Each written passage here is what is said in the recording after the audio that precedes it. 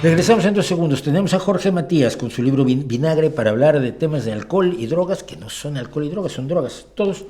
Y regresamos en unos 7 minutitos, si son tan amables. Dar de comer a una población creciente es un desafío complejo. Abordarlo siempre ha sido urgente, pero nunca como ahora tuvimos las armas para realmente resolverlo gracias a un científico singular.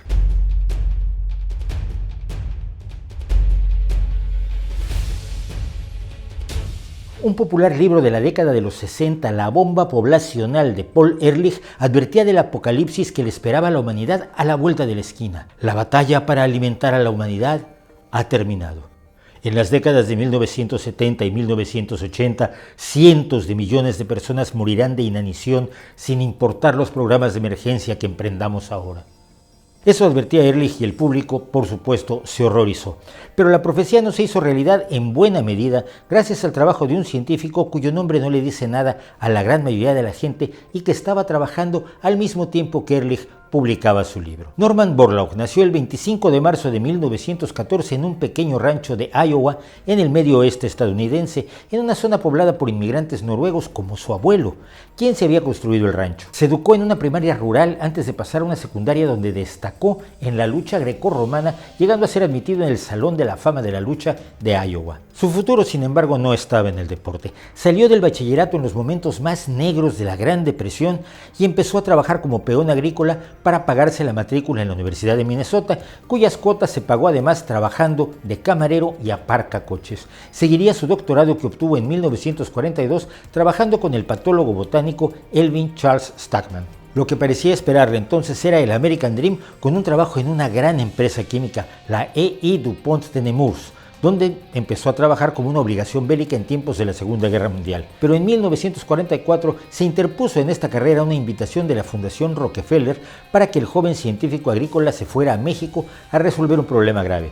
La cosecha de trigo del vecino y aliado de los Estados Unidos se había visto reducida a la mitad debido a la infección del hongo conocido como roya del tallo, y el país se acercaba a una hambruna generalizada. Borlaug quedó aterrorizado por la situación del campo mexicano, pero aceptó el reto y pasó los siguientes 20 años dedicado a un colosal esfuerzo, hibridizando distintas variedades de trigo que recogió por todo el mundo para seleccionarlas y reproducirlas, polinizándolas a mano en un duro trabajo manual en el campo hasta conseguir una variedad resistente a la roya del tallo, algo que hoy es mucho más sencillo, claro, con técnicas de ingeniería genética. Trabajando cultivos de verano e invierno en 2 zonas de ese país, encontró además variedades no sensibles a la duración del día, algo esencial para poderlas plantar en distintas latitudes. En 5 años logró su variedad de trigo resistente a la roya y mucho más productiva. Luego se dedicó a cruzar plantas para obtener una variedad de trigo con semillas más grandes y obtuvo espigas mucho más productivas. Pero ahí apareció otro problema.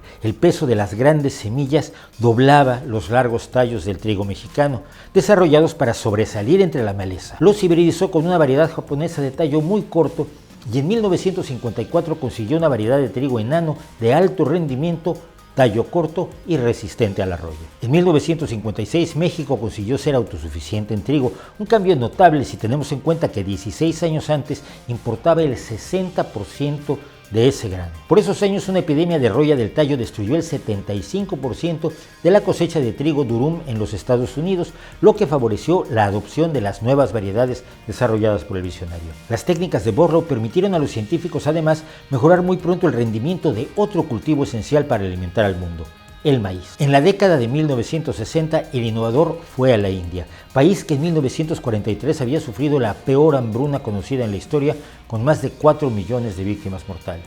El genetista Mankombu Sambhivasan Swaminathan, arquitecto de la Revolución Verde en la India, recuerda que al momento de la independencia de su país en 1947, el rendimiento de trigo y arroz en los campos indios era de menos de 1 tonelada métrica por hectárea. Y aunque en los siguientes 20 años se incrementó el área de cultivo para alimentar a la desbordante población india, los rendimientos no aumentaban. Se importaban 10 millones de toneladas de trigo al año. De hecho, el libro de Ehrlich afirmaba que la India no tiene ninguna posibilidad de alimentar a 200 millones de personas más para 1980. La entonces ya llamada Revolución Verde consiguió que la cosecha de la India en 1965 fuera 98% mayor que la del año anterior, duplicando prácticamente el rendimiento del trabajo agrícola. Pakistán consiguió la independencia alimentaria en 1968. Al paso de los años, el trabajo de Borlaug ha conseguido resultados asombrosos. En 1960 el mundo producía 692 millones de toneladas de grano para 2.200 millones de personas. En 1992 estaba produciendo 1.900 millones de toneladas, casi el triple, para 5.600 millones de personas, y todo ello utilizando solo un 1% más de tierra dedicada al cultivo. Los logros del especialista agrícola llamaron la atención del Comité Nobel, que en 1970 acordó entregarle a Norman Borlaug el Premio Nobel de la Paz. ¿Por qué dijeron?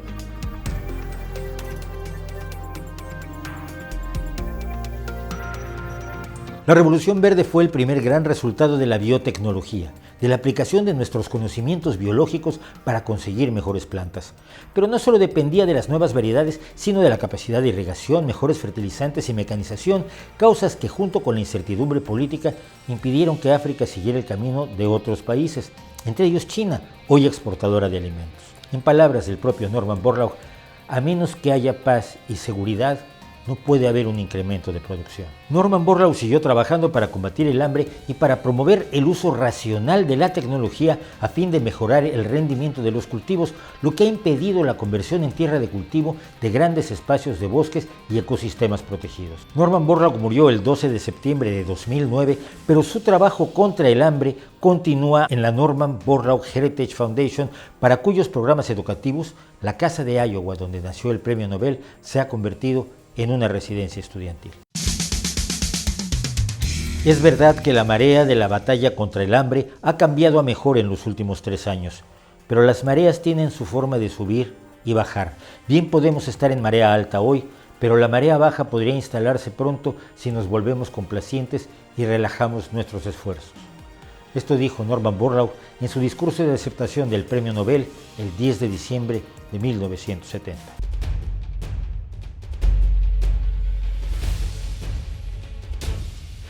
Pues esto fue nuestro Cosas de Sabemos que Sabemos. Hoy Norman Borlaug es una de las personas a las que más odian personajes como Vandana Shiva o su entrenada mexicana María Elena Álvarez Bullarroces. Gente que odia a quienes en un momento dado pueden resolver problemas, pero resolverlos utilizando la tecnología, porque la tecnología la odian estas personas. Lo que quieren es un mundo irreal, un mundo imposible en el que se pueda funcionar con magia, esencialmente con magia. Porque miren, la agricultura ecológica, como se decía antes, ya se probó y el hambre era constante. El hambre es una constante de la humanidad hasta hace muy poco tiempo, hasta hace muy poquitito tiempo.